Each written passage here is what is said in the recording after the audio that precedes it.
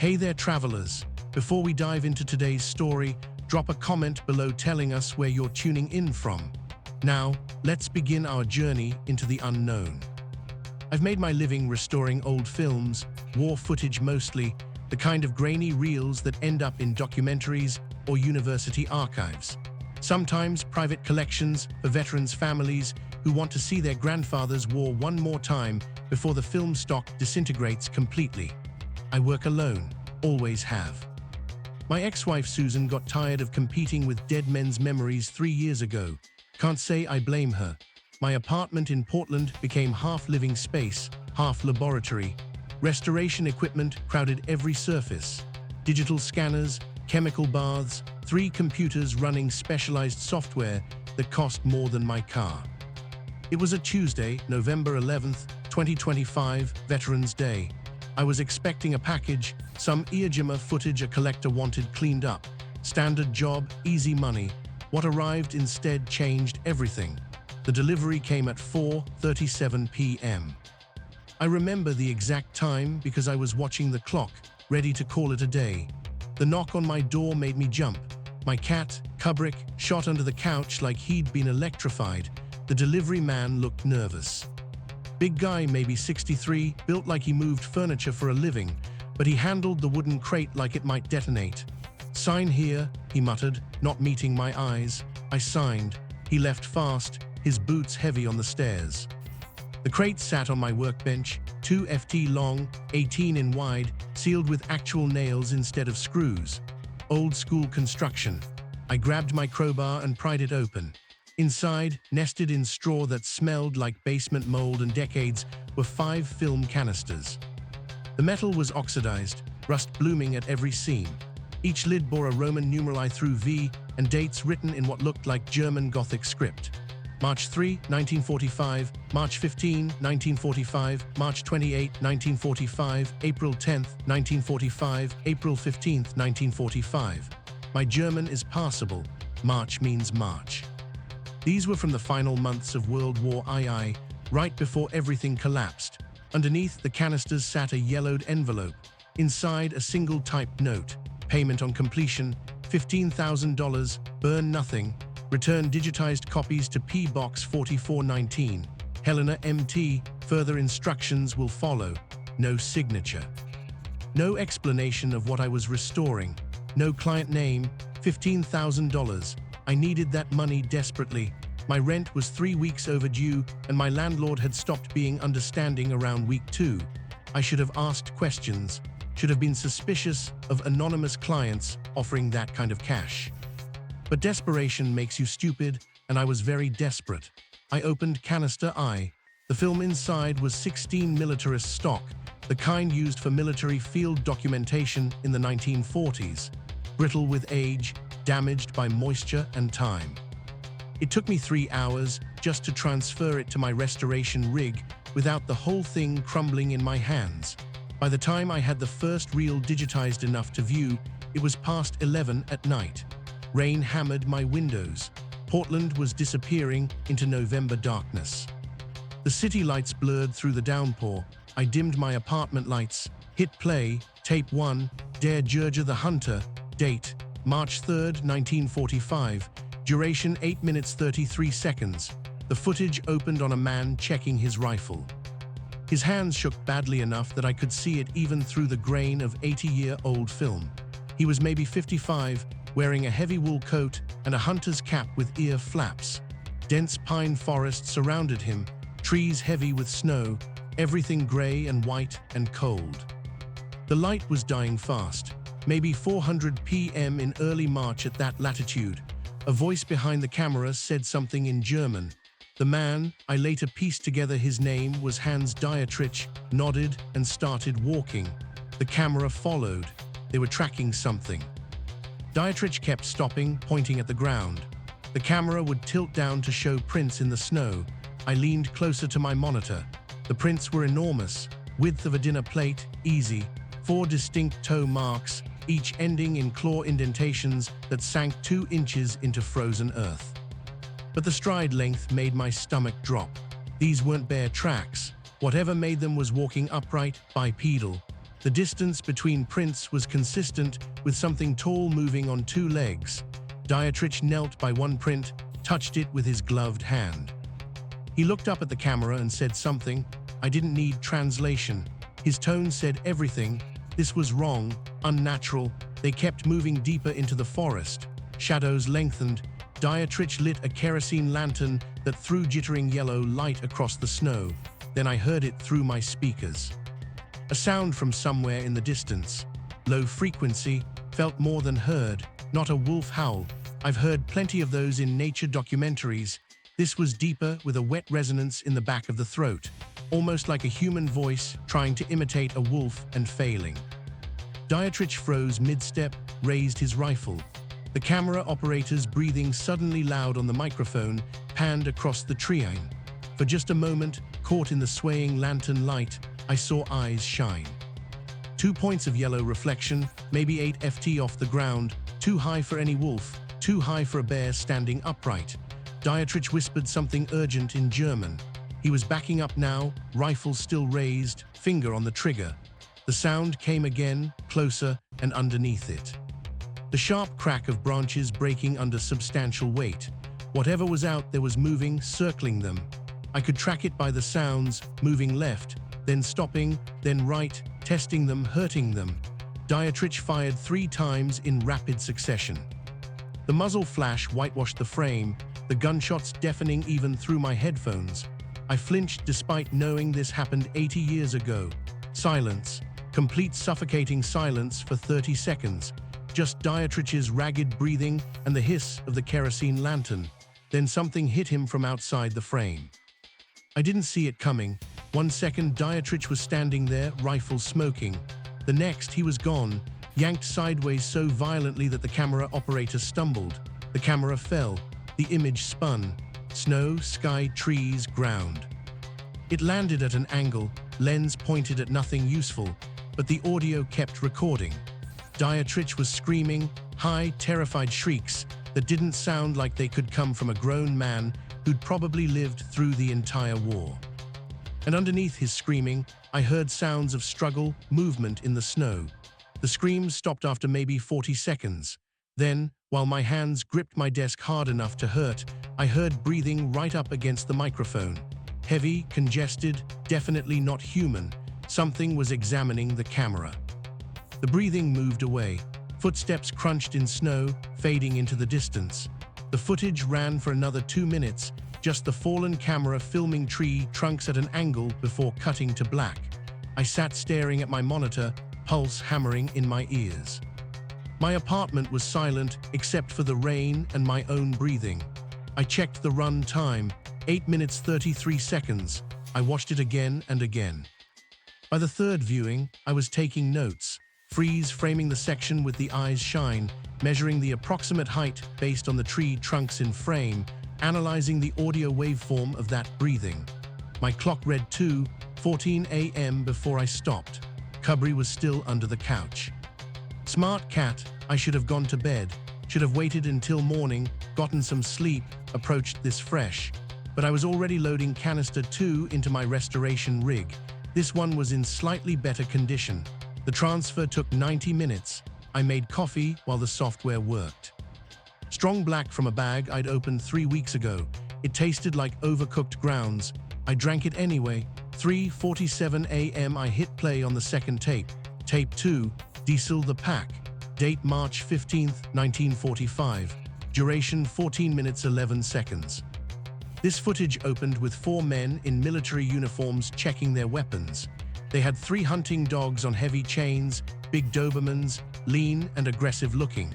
An officer, his insignia marked him as equivalent to a sergeant first class, briefed the camera. His name, I'd later learn, was Ko. He spoke in clipped military German. I caught maybe every 5th word, but his gestures told the story clearly enough. He pointed at a map, then at the forest, then drew a finger across his throat in a cutting motion. They were going after whatever happened to Dietrich. The unit moved out at dawn. 12 days after the first footage, according to the date stamp in the corner, March 15, 1945, they found Dietrich's location within an hour. I'm not going to describe what the camera showed in detail. I've seen plenty of war footage in my career. Casualties, field medicine, things that would make most civilians uncomfortable. But this was different. The area showed clear signs of violence. The snow was disturbed across a 20 ft radius. Dark stains frozen into the ground. One of the soldiers doubled over, clearly distressed. The dogs went absolutely insane. Not aggressive, terrified, barking, snarling, pulling so hard against their chains, I thought the handlers would lose control. One of the Dobermans, a big male, actually bit its own handler's arm trying to get free. The man shouted, "Let go." And the dog bolted back the way they'd come at a dead sprint. The other two dogs wouldn't stop howling, not the normal sound of dogs barking. This was high-pitched, panicked, primal fear. Co-barked orders. The men formed up in a defensive line, rifles ready. They abandoned the remaining dogs, leaving them tied to trees where they continued their terrified chorus. The unit pushed deeper into the forest. The tracking sequence lasted 11 minutes, following prints in the snow, finding marks on trees where something had sharpened its claws, deep gouges in the bark that started 9 ft up the trunk. I measured using the soldiers as scale references. They found a cave. The entrance was partially concealed behind fallen rocks and dead brush, but the tracks led straight to it. The smell must have been overwhelming. Even through 80-year-old film, I could see soldiers covering their noses and mouths with cloth. Co split his unit. 2 men stayed outside as guards. 2 entered the cave with the camera. The interior was shallow, maybe 60 ft deep. The camera's light source, probably a military flashlight, created harsh shadows and pools of absolute blackness that the weak beam couldn't penetrate. They found evidence immediately. Remains mixed with deer, wild boar, smaller animals, all showing signs of scavenging, methodical. Then one of the soldiers said something sharp, urgent, pointed at the cave wall. The camera focused, scratched into the stone. Crude but unmistakable were letters. English letters, "Stay out." I paused the footage, rewound, watched it again. English, carved into a cave wall in Germany. In March 1945, when the only English speakers in this part of Europe would have been Allied soldiers, and Allied soldiers didn't live in caves like this. The soldier in frame reached out to touch the carved letters. His hand was shaking. That's when I heard it through my headphones, a sound from deep in the cave, from the darkness beyond the flashlight's reach. A rumble, low, resonant, felt more than heard. The soldiers spun around, flashlights swinging wildly toward the back of the cave. For maybe 3 frames, I counted them later. The light caught something pulling back into the shadows, something massive and dark, moving with disturbing speed. Then it charged. The footage dissolved into complete chaos. Muzzle flashes strobing the darkness. The camera shaking violently, soldiers yelling in German, the barking of the abandoned dogs outside mixing with gunfire and other sounds. Impacts, movement, confusion. In the stuttering light of the muzzle flashes, I caught glimpses. Just fragments, dark fur, a massive limb, something moving on 2 legs, but hunched low, impossibly fast. One soldier went down with a shout that cut off abruptly, too abruptly. The camera operator ran. The image became a blur. Cave walls rushing past, then forest, branches whipping across the lens. He ran for 6 minutes straight. I timed it. 6 minutes of flat-out sprinting through dense forest, his breathing like a dying animal in my speakers. And behind him, faintly, I could hear something else running, keeping pace, not gaining, but not falling behind either. It was playing with him. He finally tripped. The camera fell into a shallow stream, landing lens up. The water was crystal clear. For just a second, I could see the operator's face reflected in the current. Young, maybe 25, eyes so wide, I could see white all around the irises. Then a shadow fell across the water. Something was standing over him. The camera captured it from below, a silhouette blotting out the gray sky. I could see the outline of a head, wrong-shaped and too large, tilting down as if examining prey. The soldier started speaking rapidly in German. I didn't understand the words, but I understood the tone, pleading, bargaining for his life. There was movement, a brief struggle. The reflection broke apart. The image went dark. the footage cut to black. I sat in my chair, coffee cold and forgotten in my hand, staring at the static on my screen. It was 5:33 a.m. Dawn was starting to gray my windows. I'd been watching for almost 2 hours without moving. My notes were scattered across my desk. Frame captures printed on my cheap inkjet. Audio waveforms, measurements, all of it trying to make logical sense of something that defied logic. Part of my brain, the part trained in historical documentation and film authentication, insisted this had to be fake propaganda footage. Psychological warfare meant to terrify Allied troops. Clever special effects from 1945, but I'd worked with enough genuine period footage to know the chemical breakdown of the emulsion was real.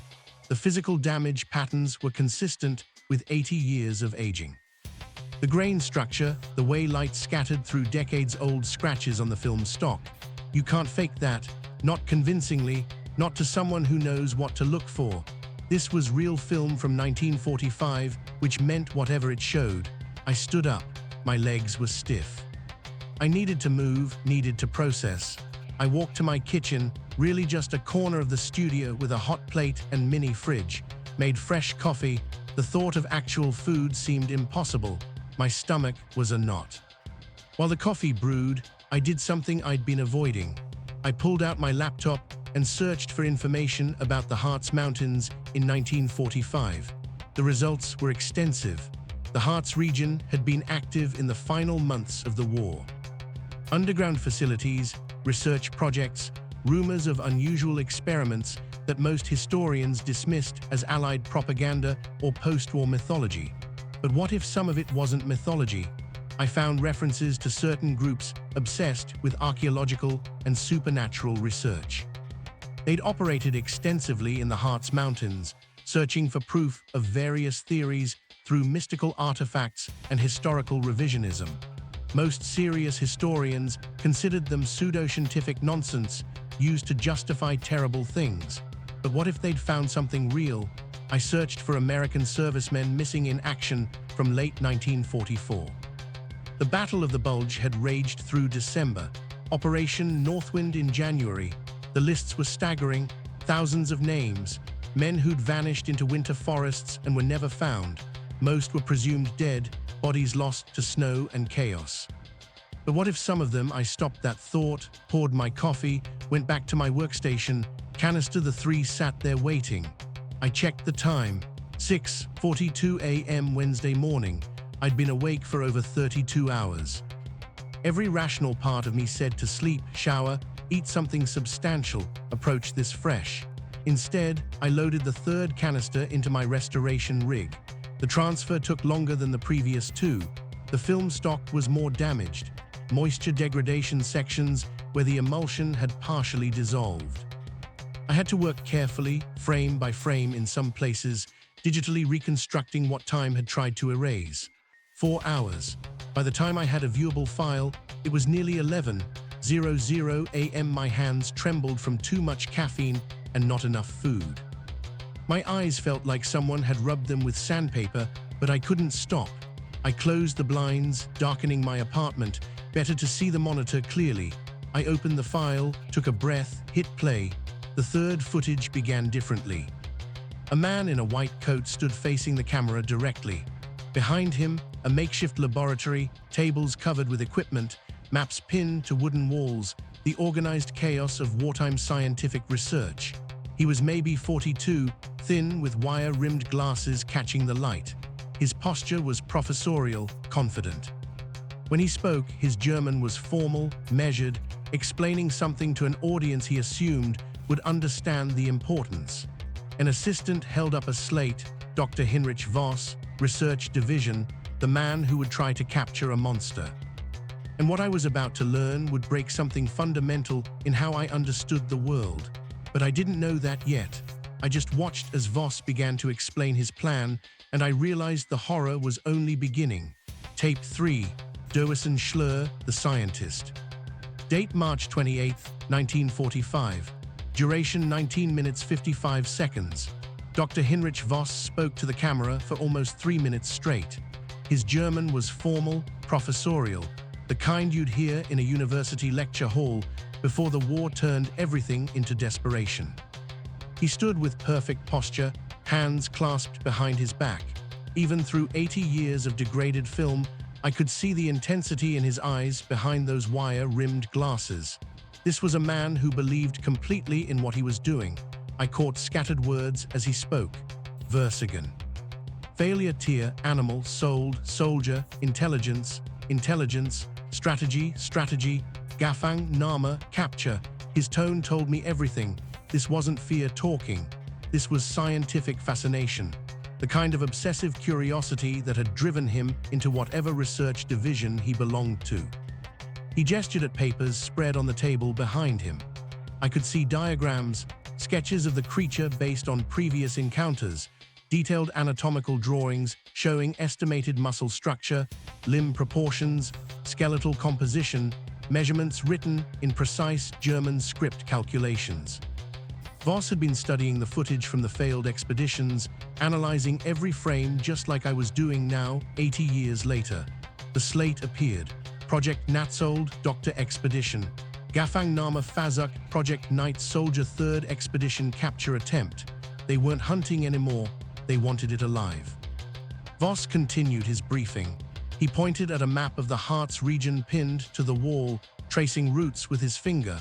Red marks indicated where Dietrich had disappeared, where Koh's unit had been attacked, the cave where they'd found the English warning. He was mapping the creature's territory, identifying patterns. He drew a circle with his finger encompassing maybe 15 square miles of forest, the creature's hunting ground. Then he tapped a location near the center. His meaning was clear from gestures. This is where we make our stand. His final words before the footage cut were in English, heavily accented, but clear. For the record, maybe for whoever would eventually see this, previous failures derived from fundamental misunderstanding of subject's nature. This is not animal acting on instinct. This is soldier acting on training. We will approach accordingly. The footage cut to field preparation at dawn. 8 men assembled in what looked like an abandoned hunting lodge, each checking equipment, preparing methodically. 4 wore lab coats over military uniforms. Scientists, though they moved with military bearing. 4 in full combat gear, veterans who'd survived long enough to know what they were doing. Their equipment made me lean closer to my monitor. Alongside standard rifles, I saw modified tranquilizer equipment. Large bore delivery systems designed to punch through thick hide and deliver sedative deep into muscle tissue. Net launchers, Militaria compressed air cylinders providing launching force. Nets woven from steel cable and the cages. 3 of them each requiring 2 men to carry even empty steel construction bars thick as my thumb welded at every joint with reinforcing plates. Triple latch mechanisms on the doors. These weren't designed for ordinary animals. I watched as they tested one, 2 soldiers inside pushing against the bars with full weight. The cage didn't flex at all. They also assembled massive cable nets, 20 ft square woven from steel wire. The plan seemed to be stringing these between trees, creating barriers, channeling the creature's movement. Voss supervised everything personally, checking each piece, testing cage doors, examining net integrity. The syringes were enormous, each one the size of my forearm, filled with amber liquid. A scientist held one up to the camera. German text on the label indicated powerful sedative enough to incapacitate large, dangerous animals. Maybe enough to stop what was out there. Maybe. Voss gathered his team for final briefing. The camera captured everything. He spread a hand-drawn map on a wooden table, pointed at a clearing marked in red ink, explained the plan with gestures and rapid German. They would use bait, but this time, they wouldn't just wait passively. They would create a controlled zone. The cages positioned in a triangle around the clearing. Steel nets strung between trees on 3 approach routes they'd identified from studying the creature's previous attack patterns. 4 men in elevated blinds. Platforms built in trees, giving height advantage and clear fields of fire. 4 mobile on the ground, ready to respond wherever the creature appeared. It was impressive, professional, the kind of tactical planning you'd see in military operations. The problem was their enemy wasn't operating like a normal animal anymore. The deployment sequence began at dusk. They hiked to the clearing Voss had selected, roughly 2 miles from the previous cave site. The location was strategic, natural funnel points in terrain, limited approach routes, good sight lines, multiple camera angles as they set up. I could see meticulous care with every element. Cages positioned first, each placed and camouflaged with branches and snow. Not to hide them, Voss understood the creature was too intelligent for that, but to break up obvious geometry. Nets strung between massive pines, 20 ft up, angled to catch something tall, steel cables nearly invisible in fading light. The elevated blinds were already in place, built days earlier. Each platform had a rope ladder and firing positions. In the center of the clearing, they placed bait, a goat. The animal knew something was wrong. Animals always know. It bleated continuously, pulling against the rope, clearly distressed. The men took positions as full darkness fell, 4 in elevated blinds, 4 on the ground. Voss positioned himself with the ground team camera operator beside him. Multiple cameras recording now, overlapping coverage of the clearing, professional documentation, scientific observation. They waited. The time-stamp started counting. 6:47 p.m. The goat's cries echoed through forest. 7:15 p.m. nothing but wind in trees. 8:33 p.m. one man in an elevated blind shifted position. Voss hissed something, probably telling him to stay still. 9:54 p.m. the goat's cries were now. 11:17 p.m. nothing. By midnight, I could see Voss's frustration, even through grainy night vision footage. The elevated cameras had some kind of low-light capability, everything rendered in shades of green and black. Voss conferred with one of his men and whispers, made a decision. 2 soldiers stepped into the clearing. They fired rifles into the air, 3 shots each. Muzzle flashes brilliant white in night vision. They shouted, challenges in German trying to provoke it. Nothing. The forest remained silent except for wind. The 2 soldiers backed out, returned to positions, more waiting. 1:45 a.m. According to time-stamp, over 7 hours, I could see the men getting restless, small movements shifting weight. At 2:37 a.m., Voss made the call. They were packing it in. The men started to move carefully at first, still maintaining tactical awareness. That's when someone shouted. The camera whipped around, one man pointing behind them. One of the steel cages positioned north of the clearing, maybe 20 yards into terrain, was destroyed. Not triggered, not knocked over, destroyed. The camera rushed toward it. Footage bounced with movement, but when they reached the cage, it steadied. The bars were bent outward, not broken, bent. Someone had grabbed them and pulled, applying enough force to permanently deform thick steel. The welds had held, but the bars themselves had twisted. The cage door hung open at an impossible angle, and the cage had been empty, never baited, which meant the creature hadn't destroyed it trying to get food. It had destroyed it to send a message. Voss stood there staring. I could see his face in night vision. That green-tinted ghost image, his expression somewhere between awe and horror. He said something in German, quiet. The creature had been there all along, probably arrived within the first hour. Watched them set up, watched them wait, watched them grow frustrated. And while they focused on the clearing, on the bait, it had circled behind and destroyed one of their cages, not out of rage, to demonstrate how completely outmatched they were. Voss seemed to realize this. He started barking orders. Quick, urgent, men scrambled to gather equipment, no longer maintaining formation, just grabbing what they could carry. That's when the sounds started. Footsteps in the forest, heavy, deliberate, not trying to be stealthy anymore.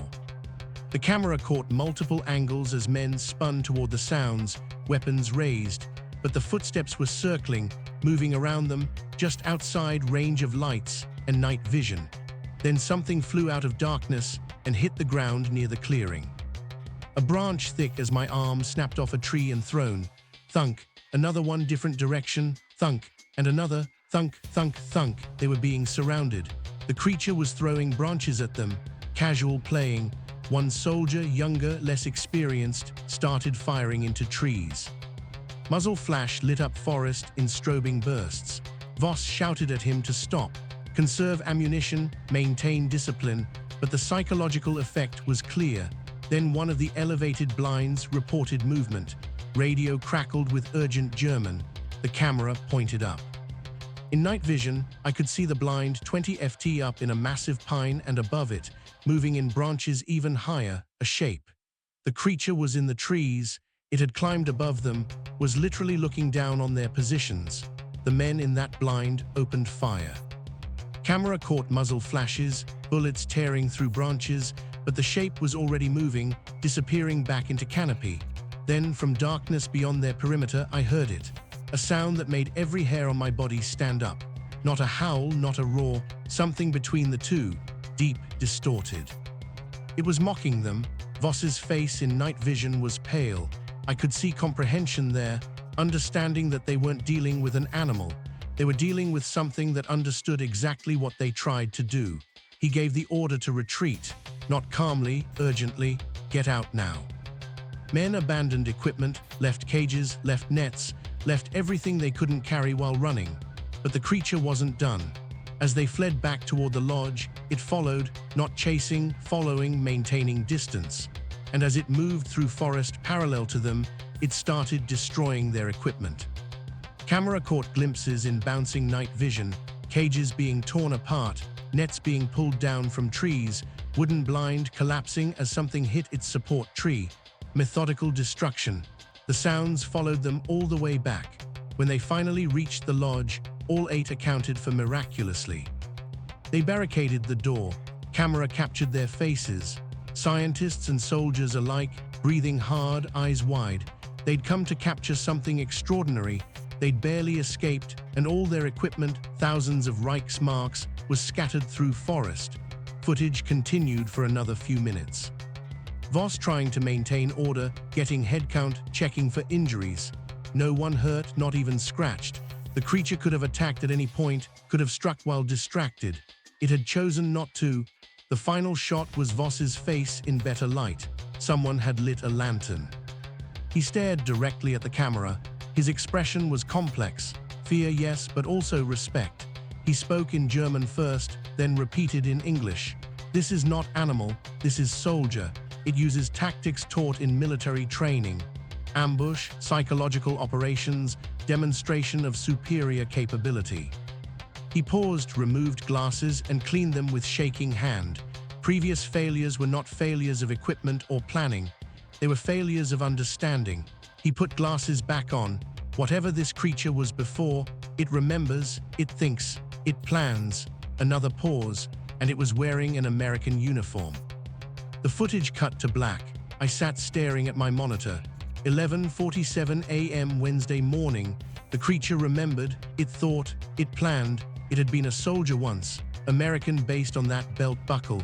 I pulled up my notes. Creature demonstrates advanced tactical thinking, uses psychological tactics. Could have attacked team but chose not to. Why? Destroyed equipment instead of personnel. Climbed trees, arrow capability. Voss confirms.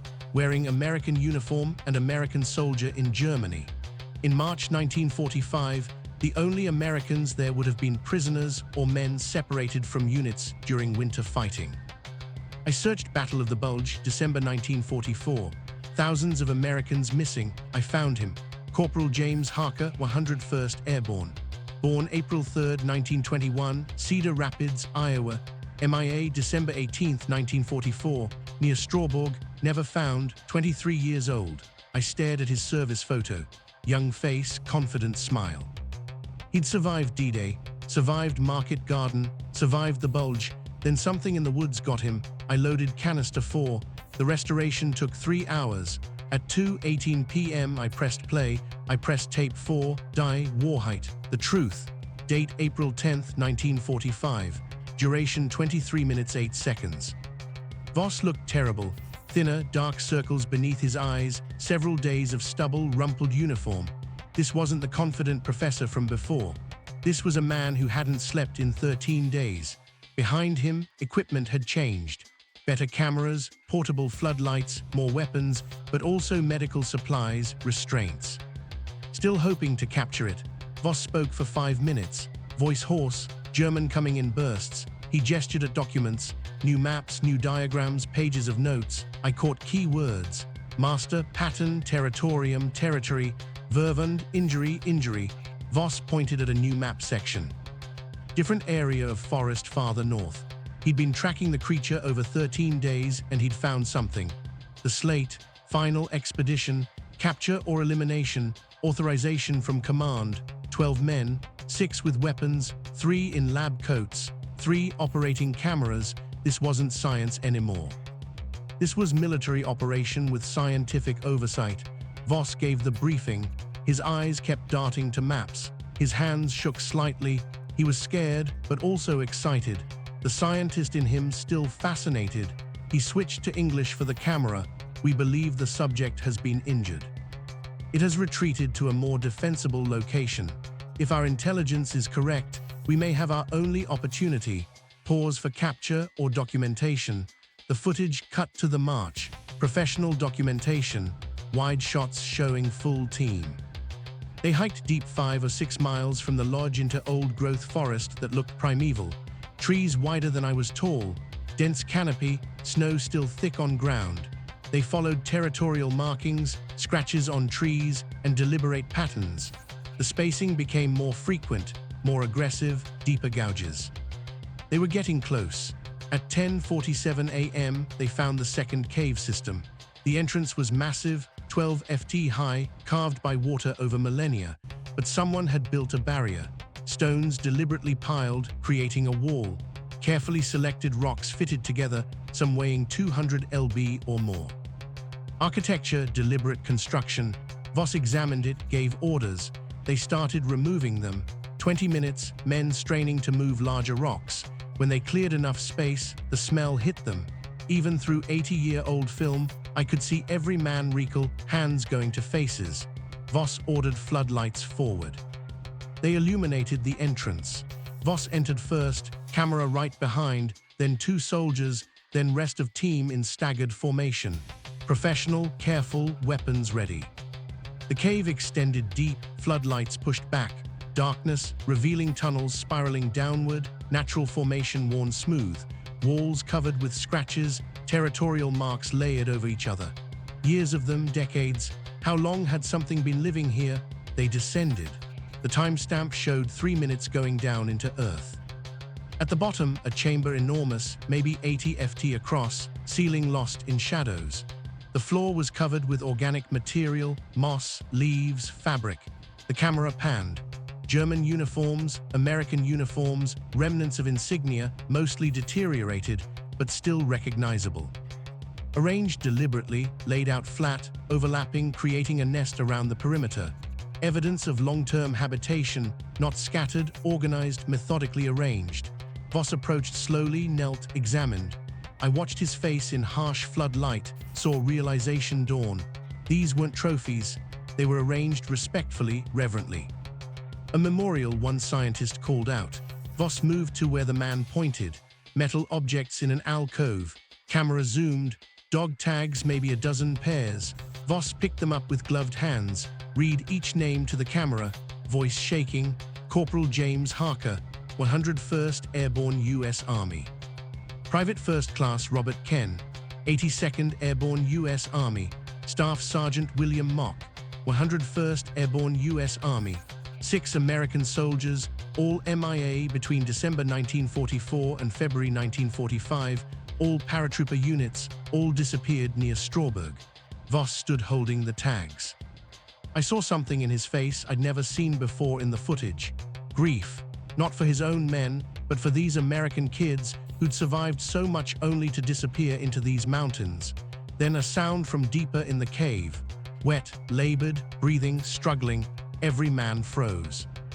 Floodlights swung toward the back, an alcove there. Something was inside. Voss spoke quietly, gave orders. His men spread out in semicircle, weapons raised, cameras positioned, professional, controlled. They approached the alcove. The creature was there, not attacking, not threatening, injured badly. Floodlights showed evidence of trauma on its left side. A significant wound, breathing labored, each inhale rattling, pressed against the back wall. as far from entrance as it could get. Not trying to flee, just waiting, eyes tracked the humans, yellow, but with awareness that was unmistakably human. Voss ordered cameras closer. They moved in 10 FT, 5 FT. I could see details now. The face was a combination of features. The bone structure underneath suggested human origins trying to assert themselves through animal characteristics. Body covered in dark fur, growing in irregular patches. Visible scars underneath in places, years of damage visible. This thing had been suffering for a long time.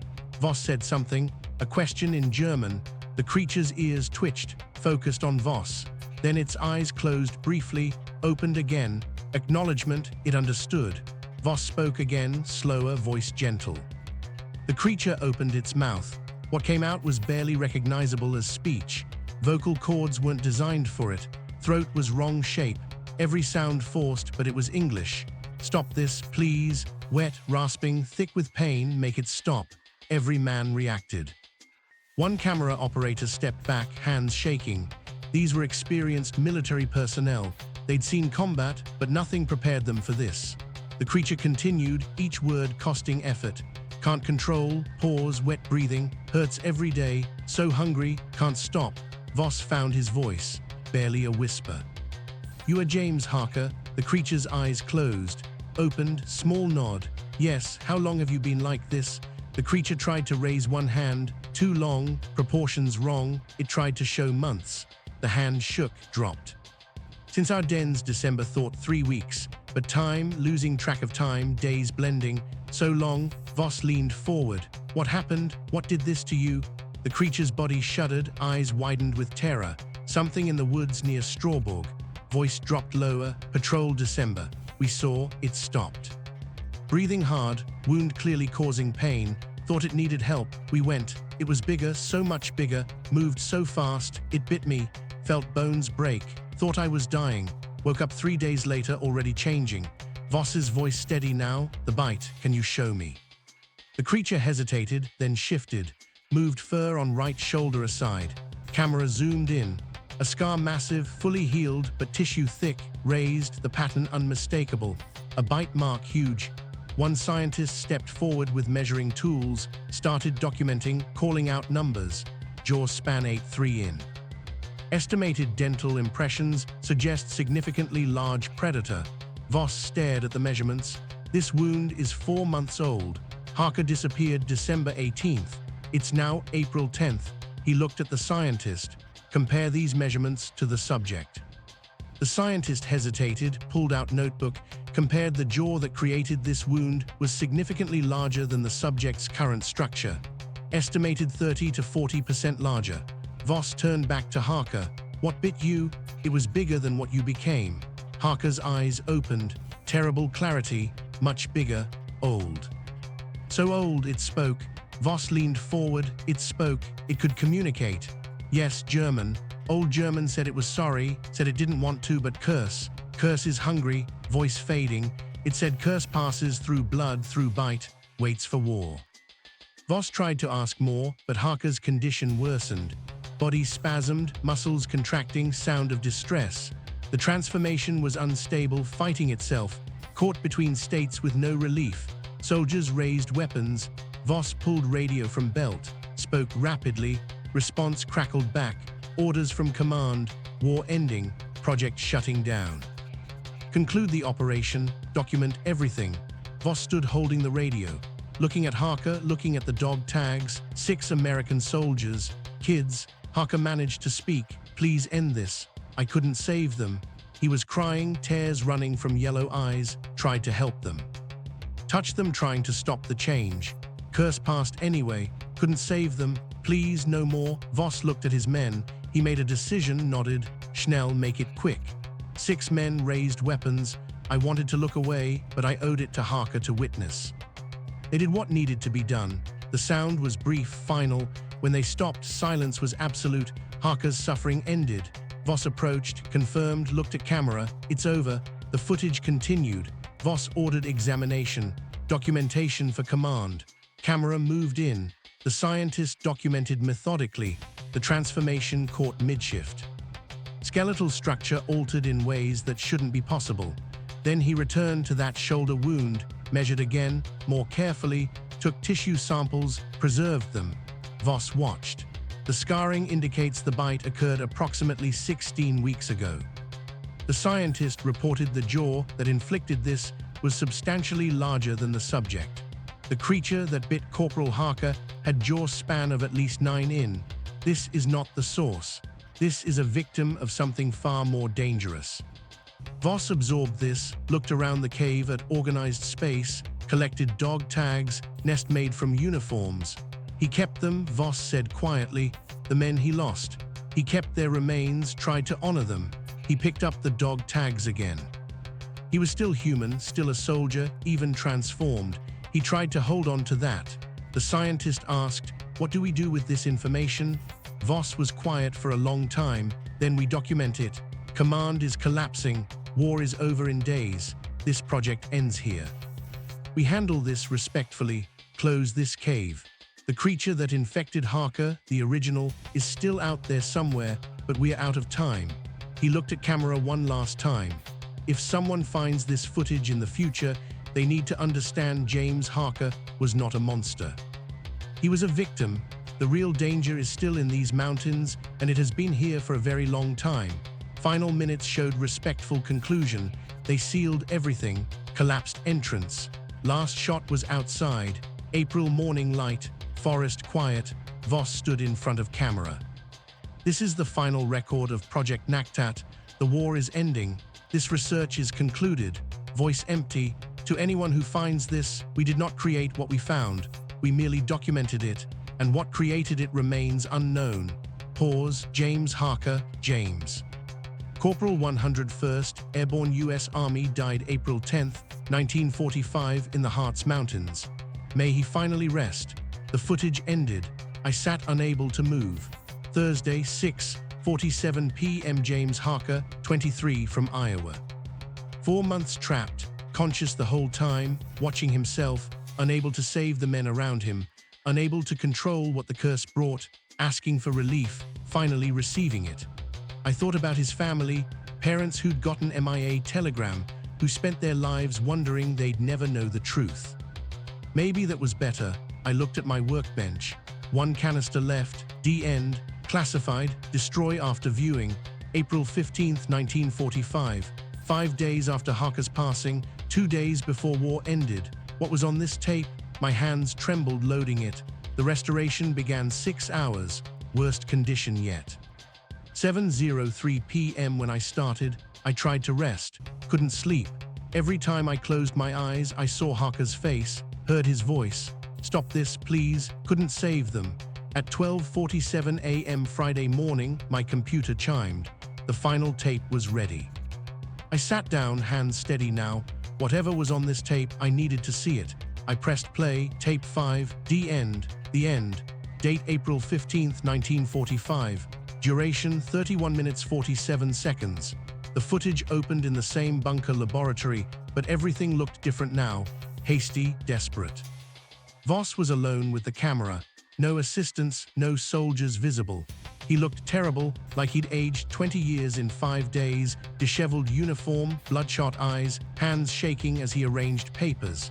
He spoke directly to the lens. Rapid German, urgent, but I caught enough. Command had collapsed 2 days ago. The war was over in everything but official declaration. His unit had been ordered to evacuate, destroy all research, disappear before Allied forces arrived. This was his last recording. He spread maps across the table, pointed to locations marked in red ink. His finger tapped a spot about 5 mi north. Bazia, and after Anala, based on analysis of the bite pattern and behavioral tracking, he was tracking something, the creature that had infected Harker. The footage cut to field operation. 20 men this time, every remaining soldier Voss could assemble. They carried more equipment than all previous expeditions combined. This wasn't research anymore. This was about confronting something before they all scattered. They marched through the night. Camera work shaky, hurried. No time for proper documentation. They reached the cave at 11:37 p.m. The entrance was massive, 12 FT high, worn smooth by ancient water. The darkness beyond looked absolute. Voss gave orders. 4 men stayed outside. The rest entered. The tunnel descended in a spiral, 200 FT down. The walls covered in scratch marks layered over each other. Years of them, decades, they reached the chamber, enormous, 80 FT across, floor covered with evidence of long habitation. Thousands of markers. Some of them looked very old, deteriorated in ways suggesting decades of occupation. Whatever lived here had been here for a very long time. One scientist examined the wall, called Voss over excitedly. Scratches in the stone, not random deliberate patterns, symbols repeated.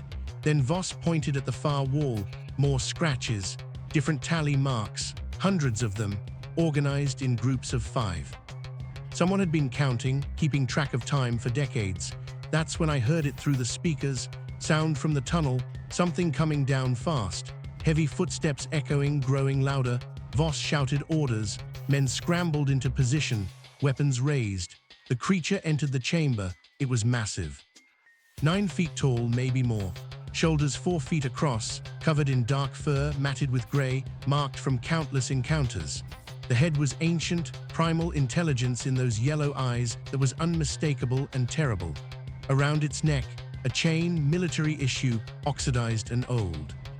Hanging from it were dog tags, American dog tags. The creature stood at the tunnel entrance, completely still, studying the humans who'd invaded its home.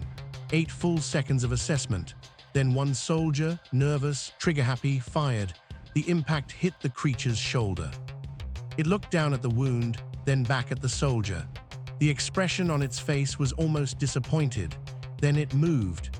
The creature crossed 20 FT in what looked like a single motion, reached the soldier, disarmed him, incapacitated him with minimal force.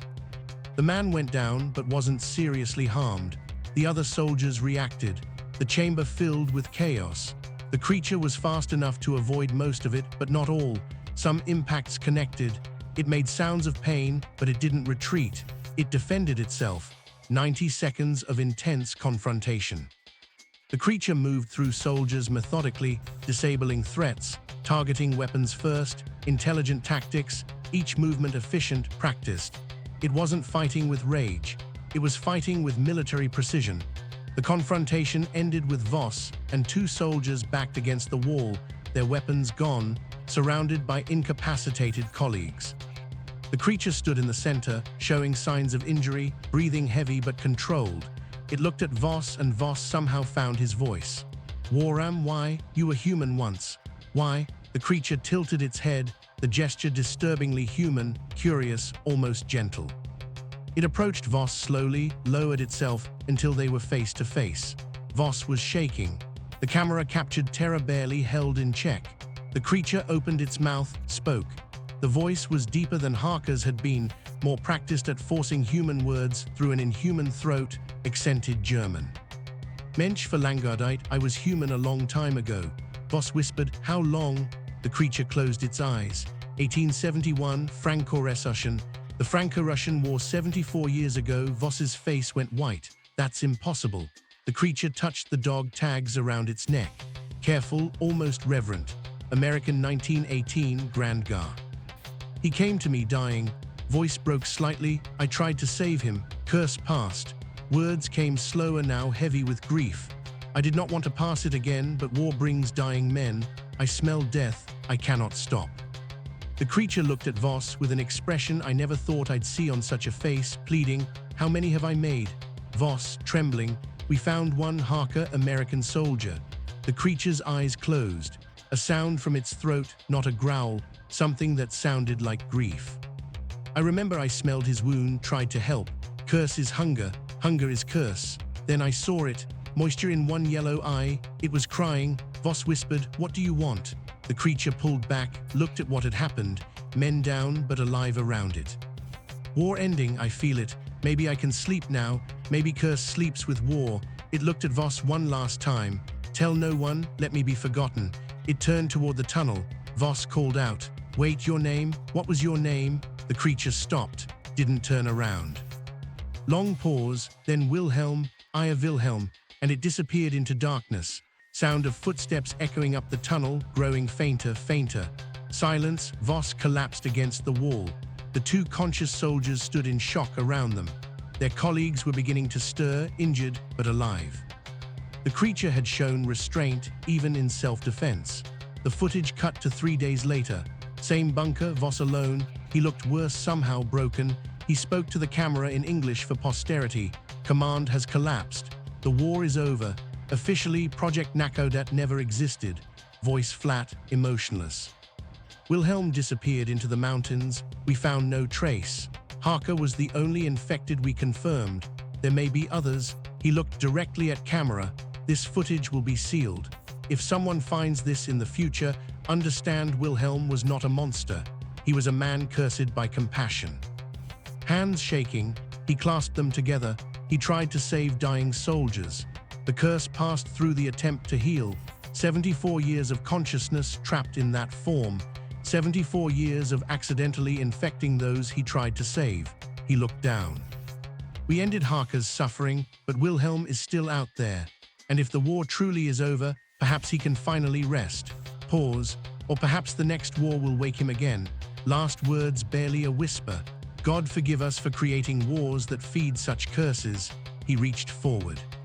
Screen went black, but audio continued 12 more seconds. Voss was crying quietly. Then the footage truly ended. I sat staring at the black screen. Wilhelm, German soldier from 1871, cursed for 74 years, trying to save lives and spreading infection instead. Harker, one victim in a chain stretching back decades. How many others was Wilhelm still out there? It was Friday, 1:35 a.m. I'd been awake for days. I needed to compile the files, send them to that PO box in Montana, complete the job. I stood up, stretched. My body itched. That's when my apartment door burst open. I barely had time to turn before they were inside. Men in tactical gear, moving with military precision. Hands, show me your hands. I raised them, stumbling backward, knocking my chair over. 6 men flooded my studio. Dark uniforms, no visible insignia, faces covered. They spread out efficiently. One went straight to my computers, another to the film canisters. A third started photographing everything. Michael Wren on the ground now. The voice came from the doorway, a man in his 50s, gray hair, dressed in a suit. He stepped over my damaged door. Who? What is this ground now? I complied. Cold hardwood against my face, hands pulled my arms behind my back, zip ties secured around my wrists. The suited man walked to my workstation, looked at my screens at the frozen final frame of Voss's face. Impressive work, he said. Clean restoration. Better than expected. Under what authority? He pulled out identification, federal credentials, but the specific agency information was redacted. Authority sufficient. He nodded to his men. Secure everything. Computers, drives, original canisters, every backup. They moved efficiently, disconnecting equipment, packing it into cases. My entire professional life disappearing. The tapes, the man said, crouching next to me. How much did you watch? I want legal representation. You're not under arrest yet. Answer the question. All of them, he nodded. Good, saves time. He stood. Bring him. 2 men hauled me to my feet, walked me toward the door. Wait, where? What is this? The suited man looked at me, eyes cold. Professional. You saw something that isn't supposed to exist. That makes you a liability. I didn't tell anyone. We know. We've been monitoring you since Tuesday. That vehicle outside. The odd phone call. They'd been watching the whole time. This was a test, I said. He almost smiled. Yes, for what? To see if you could restore sensitive material without compromising it. Without breaking, he gestured at my apartment. You passed. They walked me down the stairs. A dark SUV waited on the street. Early morning in Portland, and nobody looked at the men loading me into a vehicle. Or maybe they looked and decided it wasn't their problem. My cat, I said as they pushed me into the back seat. I have a cat. The suited man sliding in next to me. We'll arrange care. Where are we going? You have 2 options, Mr. Wren. His voice was calm. Matter of fact, option 1, you work for us. Sign the paperwork, help us with a project. And option 2, you're charged with possession of stolen classified materials. The tapes were taken from a federal archive in 1982. Possessing them carries serious penalties. I stared at him. You sent them to me, prove it, he shrugged. The PO box is a dead end. Payment was cash, no paper trail. This is coercion. Yes, but it's also an opportunity. The SUV started moving. Portland sliding past tinted windows. You saw Wilhelm, Harker. You know they're real. He pulled out a tablet, showed me files, hundreds of them. 419 catalogued since 1947. 60% in degraded analog format. We need someone who can restore them. Someone who can work under absolute secrecy. He looked at me. You're alone, divorced, no family, financially desperate, obsessive about your work. Perfect candidate. And if I refuse, significant legal consequences, years of prosecution. I looked out the window, watched my city disappear, thought about Wilhelm, alive for 74 years with a curse he couldn't control. Thought about Harker asking for relief. Thought about 419 other files, other creatures, other impossible things. What exactly would I do? Restore the archive, document everything, help us understand what's out there. Why? Because they're real, Mr. Wren. They've always been real, and someone needs to keep track. I sat back, felt the weight of what I just agreed to. Do I get paid? Adequately? My cat comes with me. The man paused, then nodded. Agreed. The SUV merged onto the highway. I closed my eyes. In my mind, I could still hear Wilhelm's voice. Tell no one. Let me be forgotten. I was about to do the exact opposite. For better or worse, I was in this now, all the way in.